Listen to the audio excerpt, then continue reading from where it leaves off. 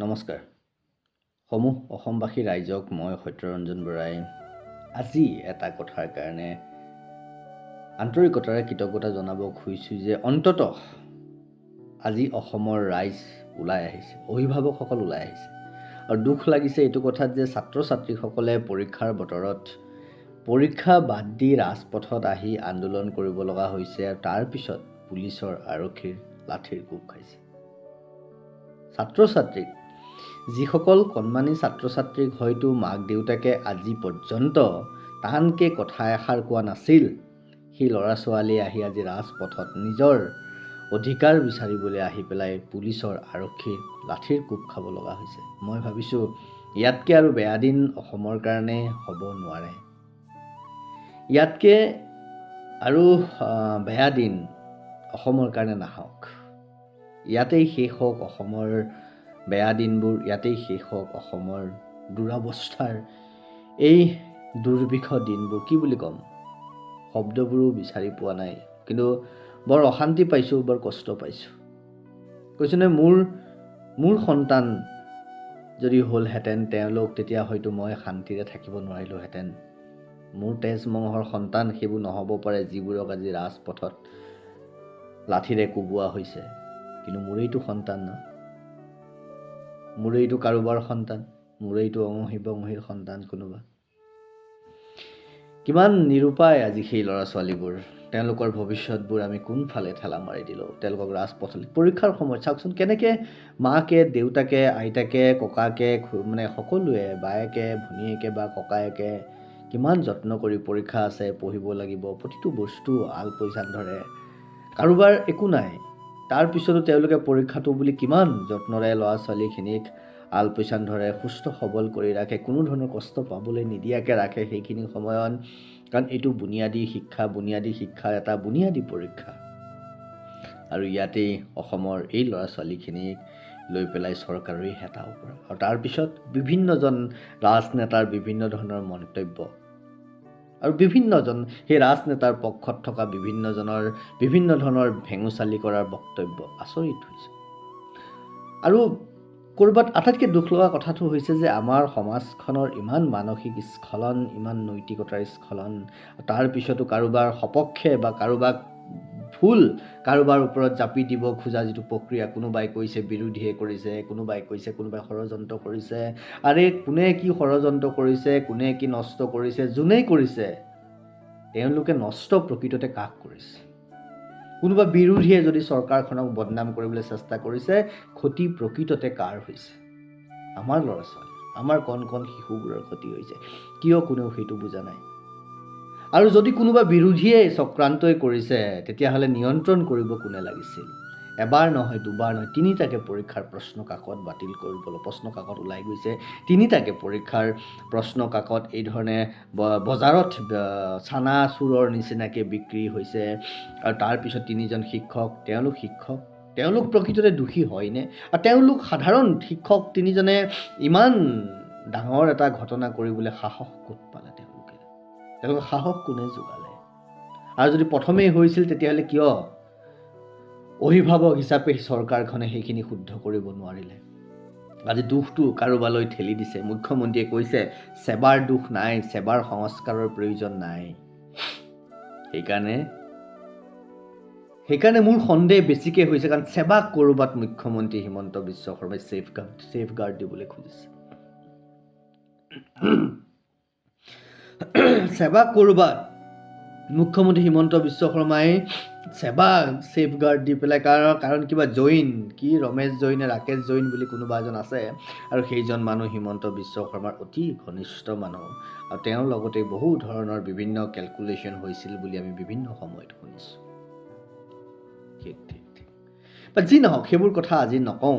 কোনে অসমৰ ৰাইজে অনুভৱ কৰিছে, অসমৰ ৰাইজে বুজিছে, অসমৰ ৰাইজে বুজক। অন্ততঃ সময়ত সত্য কথাবোৰত যিবোৰ অসমৰ অহিত হৈছে, যিবোৰ আমাৰ ল'ৰা ছোৱালীৰ, আমাৰ ভৱিষ্যত প্ৰজন্মৰ অহিত হৈছে, যিবোৰ আপোনাৰ মোৰ ব্যক্তিগত জীৱনৰ লগতে সমাজ জীৱনত, অসমৰ জাতীয় জীৱনৰ অহিত হৈছে, তাৰ বিপক্ষে মাত মাতক, তাৰ বিৰুদ্ধে মাত মাতক। কাৰোবাৰ হাতৰ পুতলা হৈ কিমান দিন জীয়াই থাকিব? আৰে আমিতো পথৰ কুকুৰ নহয়, কোনোবাই দলিয়াই কিবা এটা দিব আমি সেইটোকে লৈ খাম। আৰু যিজনে দলিয়াই দিব তাৰ ওচৰতে আমি নেগুৰ জোকাৰিম, জিভা উলিয়াম, তেওঁ ভৰি চেলেকি দিম, নেগুৰ উলিয়াই তেওঁ যিটো কয়, নেগুৰ নচুৱাই তেওঁ যিটো কয় আমি তাকেই কৰিম। আমি তেনেকুৱা পথৰ কুকুৰ নেকি? নে আমি কাৰোবাৰ পোহনীয়া জন্তু, যে তেওঁলোকে দিব খাম, নিদিলে নেখাম, পৰি থাকিম। পোহনীয়া জন্তু এটাইও চিঞৰে ভোক লাগিলে, আমিতো সেই ধৰণে চিঞৰিবলৈও পাহৰি গ'লোঁ। আৰু আজি যেতিয়া চিঞৰি সেই কণ কণ শিশুবোৰ স্কুলৰ পৰীক্ষা নিদি ওলাই আহিলে ৰাজপথত তেওঁলোকক আৰক্ষীয়ে কোবালে, অসমৰ অভিভাৱকে তেওঁলোকক কোবালে। তেওঁলোক কিয় ওলাই আহিছিলে? কিয় তেওঁলোকক বুজাব নোৱাৰিলে? কিয় মাৰিবলগীয়া হ'ল সেই শিশুসকলক? কিয়? অসমৰ ৰাইজে ভাবিছিলোঁ এই কথাবোৰ নকওঁ, কৈনো কি লাভ হ'ব, কোনে শুনিব? গালিটো আমিয়েই খাব লাগিব, তিৰস্কাৰ আমিয়েই পাব লাগিব। কাক বুজাব? সকলোৱে যেন নিজকে এটা পৰিৱেশৰ মাজত আবদ্ধ কৰি লৈছে। কোনেও যেন সঁচাবোৰ দেখা নাই, কোনেও যেন বুজা নাই। আৰু যিসকলে দেখিছে তেওঁলোকে যেন ক'ব খোজা নাই। সেইকাৰণে আপুনি মই নিজেই আগবাঢ়ি আহিব লাগিব, নিজে ওলাই আহিব লাগিব। কেৱল অসমত যে হৈছে ক্লাছ 10ৰ পৰীক্ষা তেনেকুৱা নহয়, CBSEৰো ক্লাছ 10ৰ পৰীক্ষা চলি আছে, বৰ্ড এক্সাম চলি আছে। CBSEৰ আৰু এটি পৰীক্ষা আছে, আৰু এটি নে দুটি CBSEৰ পৰীক্ষা আছে। সমগ্ৰ ভাৰতবৰ্ষত এটা পৰীক্ষা চলিছে, এখন বৰ্ড আছে। সেইখন বৰ্ডত কিন্তু এনেকুৱা সমস্যা হোৱা নাই যিটো অসমৰ সীমিত সংখ্যক ষ্টুডেণ্টক, এখন ৰাজ্যৰ সীমিত সংখ্যক ষ্টুডেণ্টক লৈ এইখন চৰকাৰে যদি সেই পৰীক্ষাটো নিয়াৰিকৈ চলাব পৰা নাই, সেই নেতৃত্বই যদি নিয়াৰিকৈ তেনেকুৱা বিভাগবোৰক নেতৃত্ব দিব পৰা নাই, তেতিয়াহ'লে দুখ কাৰ? তাৰপিছত আমি কৈছোঁ, আজি যে লক্ষ লক্ষ ল'ৰা ছোৱালীক সেবাৰ তলত থকা, লক্ষ লক্ষ ল'ৰা ছোৱালীক সেবাৰ নিয়ন্ত্ৰণত থকা, লক্ষ লক্ষ ল'ৰা ছোৱালীৰ জীৱনবোৰ অন্ধকাৰলৈ ঠেলি দিয়া হ'ল, মানসিকভাৱে হত্যা কৰা হ'ল। মই বাৰম্বাৰ কৈছোঁ, মানসিকভাৱে হত্যা কৰা হ'ল। এই ল'ৰা ছোৱালীবোৰক জীৱনবোৰ হত্যাকাৰী কোন? আজি যদি অভিভাৱকে কয় যে এইটো মোৰ দায়িত্ব নহয়, এইটো বিভাগৰ দায়িত্ব, তেতিয়াহ'লে এয়া কেনে সংস্কাৰৰ কথা, এয়া কেনে দায়িত্বৰ কথা? আজি যদি মুখ্যমন্ত্ৰীয়ে কয় মোৰ দোষ নাই, এয়া সেবাৰো দোষ নাই, এয়া কোনোবা এজন শিক্ষকৰ দোষ, তেতিয়াহ'লে সেই শিক্ষকসকলক সঠিক দিশত আগবঢ়াই নিয়া দায়িত্ব কাৰ আছিল? আপোনাৰ ল'ৰাটোৱে যদি চুৰ কৰে, ডকাইত কৰে, ধৰ্ষণ কৰে, ড্ৰাগছ খায়, দায়িত্ব কোনে ল'ব? আপুনি নল'ব? আপোনাৰ সন্তান নহয়? আৰু যদি আপোনাৰ ল'ৰা বেয়া বুলি ক'ব খুজিছে, সংগ দোষত পৰি আপুনি দেখি শুনি জানি বুজিও মনে মনে কিয় আছিল, তেতিয়াহ'লে আপুনি কেনে অভিভাৱক হ'ল? তাৰমানে ক'ৰবাত আপুনিও সেইটোৰ মাৰ্গৰে, সেইটো পথৰে পথিক, নহ'লে কেনেকৈ আপুনি আপোনাৰ সন্তানৰ বেয়াবোৰ দেখিও মনে মনে থাকিব পাৰে? কেনেকৈ এটাৰ পিছত আন এটা বেয়া কাম কৰিবলৈ কোন অভিভাৱকে এৰি দিব পাৰে? যদি অভিভাৱক চৰিত্ৰহীন নহয়, যদি অভিভাৱক দুৰ্নীতিকাৰী নহয়, যদি অভিভাৱক ভ্ৰষ্টাচাৰী নহয়, কেনেকৈ পাৰে?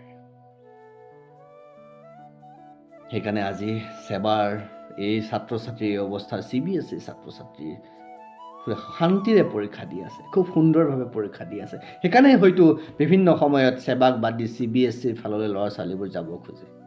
আৰু মোৰতো ক'ৰবাত এনেকুৱা লাগিছে যেন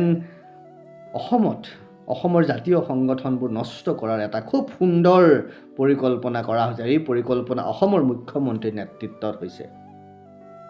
সমস্ত দুখৰ দায়িত্ব অসমৰ মুখ্যমন্ত্ৰীয়ে নিজে মূৰ পাতি ল'ব লাগিব। যদি এতিয়াও অসমৰ মুখ্যমন্ত্ৰীয়ে সমস্ত দুখৰ দায়িত্ব মূৰ পাতি ল'ব নোৱাৰে, তেতিয়াহ'লে মই ক'ম হিমন্ত বিশ্ব শৰ্মাৰ দৰে অদক্ষ, অযোগ্য, অপৰিপক্ক, অদূৰদৰ্শী কাপুৰুষ দ্বিতীয় এজন মানুহ অসমত কিয় এই ভাৰতবৰ্ষত জন্মই হোৱা নাই।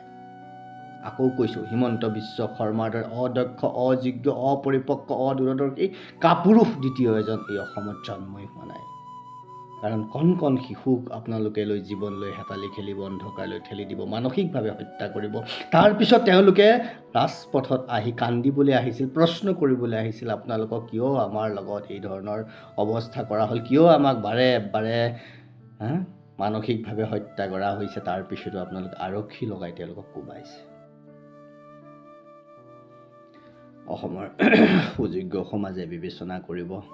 আমিবোৰে যিমানখিনি পাৰিছোঁ সঁচা কথাবোৰ, সঁচা বিষয়বোৰ অসমৰ কাৰণে আপোনালোকে মোক ভাল পায়, মোক বেয়া পায়, সেইটো আপোনালোকৰ নিজৰ একান্ত ব্যক্তিগত কথা। কিন্তু যিটো অসমৰ কাৰণে মই ভাল বুলি ক'ম, সেইটো মই ভাল বুলি ক'ম, ভাল বুলি ভাবিছোঁতো মই ভাল বুলি কৈছোঁ। অসমৰ কাৰণে ভালটো মোৰ কাৰণে ভাল, অসমৰ কাৰণে বেয়াটো মোৰ কাৰণে বেয়া। অসমৰ শহুৰৰ, অসমৰ ককাই ভাই, অসমৰ বাই ভনীৰ যদি কান্দে, তেতিয়াহ'লে দুখ মোৰো লাগে, আপোনালোকৰ নালাগিব পাৰে। আৰু সেই দুখৰ কথা কওঁতে যদি মই কাৰোবাক ভুলটো যদি মই কওঁতে যদি কোনোবাই মোক তিৰস্কাৰ কৰিছে, আপোনালোকে কৰিব পাৰে। সকলোখিনি মই গ্ৰহণ কৰিব পাৰোঁ, গ্ৰহণ কৰিবলৈ প্ৰস্তুত। কিন্তু শেষত তথাপিও কৈছোঁ, নিজকে কিছু নিয়ন্ত্ৰণ কৰিবলৈ চেষ্টা কৰিম। অসমৰ ৰাইজে সকলো দেখিছে, সকলো বুজিছে, বিভিন্ন সময়তে কৈছিলোঁ, আজি আকৌ কৈছোঁ। ইয়াৰ পিছত কিছুদিন মই মোৰ নিজৰ সাধনাৰ কাৰণে, নিজৰ চিন্তা চৰ্চাৰ কাৰণে নিজকে কিছু সীমাৰ মাজত আবদ্ধ কৰিম বুলি মই ভাবিছোঁ। কাৰণ নিজকে পৰিপূৰ্ণ কৰিবলৈ, পৰিপক্ক কৰিবলৈ আমাৰো কিছু আৰু অতি অধ্যয়নৰ প্ৰয়োজন আছে, সাধনাৰ প্ৰয়োজন আছে। তাৰ মাজলৈ মই নিজকে লৈ যাব খুজিছোঁ। সেইকাৰণে কিছু বিষয়ৰ পৰা মই নিজকে আঁতৰাই আনিম। আজি অসমৰ ৰাইজক কৈছোঁ, সঁচা কথাবোৰ কওক, মুখ খুলি কওক, মূৰ তুলি জীয়াই থাকক। কাৰো হাতৰ পুতলা হৈ নহয়, কাৰো পোহনীয়া জন্তু হৈ বা পোহনীয়া কুকুৰ হৈ নহয়। নহ'লে আজি যেনেকৈ আপোনাৰ কণ কণ সন্তানবোৰে ৰাজপথত ওলাই আহি মাৰ খাব লগা হৈছে, লাঠিৰ কোব খাব লগা হৈছে নহয়, ইয়াৰ কাৰণ আপোনালোকৰ মৌনতা। সঠিক সময়ত সঠিকভাৱে মাত নমতাৰ কাৰণে আজি আপোনাৰ সন্তানে ৰাজপথত এই ধৰণে কোব খাব লগা হৈছে। কাইলৈ আপোনালোকে যদি আজিও নামাতে, হয়তো কাইলৈ আপোনাৰ সন্তান তেনেকৈ ৰাজপথত ধৰ্ষিত হ'ব, ৰাজপথত কোনোবাই হত্যা কৰি থৈ গুচি যাব। তেতিয়াও হয়তো আমি একো ক'ব নোৱাৰিম, আমি একো কৰিব নোৱাৰিম। যদি তেনেকুৱা পৰিৱেশ বিচৰা নাই, আমি তেতিয়াই কৈছোঁ, এইজন মুখ্যমন্ত্ৰী হ'লে অসমৰ ৰাইজে ভুগিব লাগিব। অসমৰ ৰাইজে ভুগিছে। আজি 2 বছৰ আগতে কোৱা কথা আজি প্ৰমাণ হৈছে, অসমৰ ৰাইজে ভুগিছে। গতিকে এইবোৰ কথা বাদ দিয়ক সকলো। মই এটা কথাই ক'ম, অসমৰ ৰাইজে এই যে কৈছোঁ নহয়, সতী সন্ততিৰ কাৰণে যদি সমাজখন শুদ্ধ কৰিব খুজিছে, তেতিয়াহ'লে মাতক, ওলাই আহক। নহ'লে পুনৰ এবাৰ কৈছোঁ, আজি যেনেকৈ আপোনাৰ সন্তান ৰাজপথত সেই অভিভাৱকৰ দ্বাৰা লাঞ্ছিত হৈছে, মাৰ খাইছে, কোব খাইছে নহয়, সেই সন্তানকে আহি থকা দিনত আপোনালোকে যদি আজিও মৌন হৈ থাকে, আজিও যদি দেখি শুনি নিস্তব্ধ হৈ থাকে, তেতিয়াহ'লে ৰাজপথত ধৰ্ষিত হ'ব আপোনাৰ কন্যা, ৰাজপথত হয়তো হত্যা হ'ব আপোনাৰ পুত্ৰ। গতিকে বিবেচনা আপুনি কৰিব। আপুনি যি ঘৰ দি থৈ গৈছোঁ বুলি ভাবিছে, যি সম্পত্তি সন্তানক দি থৈ যাব পাৰিম বুলি ভাবিছে, সেয়া হয়তো তেওঁলোকৰ কাৰণে সুৰক্ষিত হৈয়ে নাথাকিব। কাৰণ ৰাজপথত ওলাই আহি যদি ধৰ্ষিত হয়, ৰাজপথত ওলাই আহি যদি ঘৰলৈ ঘূৰিয়েই নাযায়, তেতিয়াহ'লে সেইখন সমাজত আপোনাৰ ঘৰ সম্পত্তিবোৰ থাকিয়েইনো কি লাভ হ'ব, যদি আপোনাৰ কন্যা আৰু পুত্ৰই সুস্থ অৱস্থাত জীয়াই থাকিব নোৱাৰে, সুস্থভাৱে, সুস্থ মানসিকতাৰে আগবাঢ়িব নোৱাৰে, কি মূল্য থাকিব সেইখন সমাজৰ। অসমৰ ৰাইজে বিবেচনা কৰিব। দীঘলীয়া হৈছে কথাখিনি, তথাপিও আশা কৰিছোঁ কথাখিনি এবাৰ শুনিব আৰু শুনি যি ভাল দেখে তাকেই কৰিব। মই কৈছোঁ বুলিয়েই গ্ৰহণ কৰিব লাগিব তেনেকুৱা কোনো কথা নাই। আপোনালোক সকলোৰে মন আছে, মগজু আছে, বিবেক আছে, চেতনা আছে, চিন্তা কৰিব পৰা শক্তি আছে। নিজেই চিন্তা কৰিব আৰু যিটো কৰিলে সমাজৰ, আপোনাৰ ব্যক্তিগত জীৱনৰ লগতে সমাজ জীৱন সুস্থ হয়, তেনেকেই কাম কৰিব।